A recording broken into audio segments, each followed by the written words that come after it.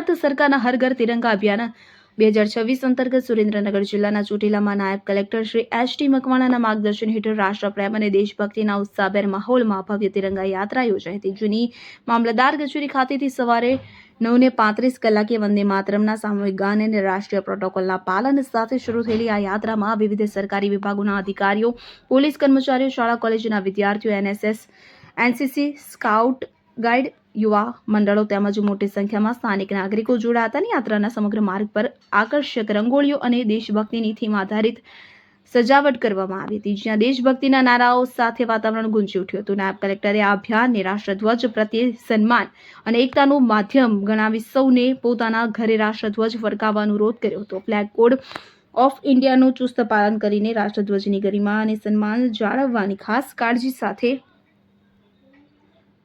તમામ વિભાગોના સુચારુ સંકલન અને જનભાગીદારી થકી આ સમગ્ર કાર્યક્રમ અંતર્ગત શિસ્તબદ્ધ અને ગૌરવપૂર્ણ રીતે સંપન્ન થયો હતો. કલ્પેશ વાડે, સુરેન્દ્રનગર. હવે જુઓ દેશ દુનિયાની તમામ ખબરો તમારી આંગળીના ટેરવે. ઉઠાવો મોબાઈલ અને Google Play Store પરથી ડાઉનલોડ કરો અમારી CN24 ન્યૂઝ મોબાઈલ એપ.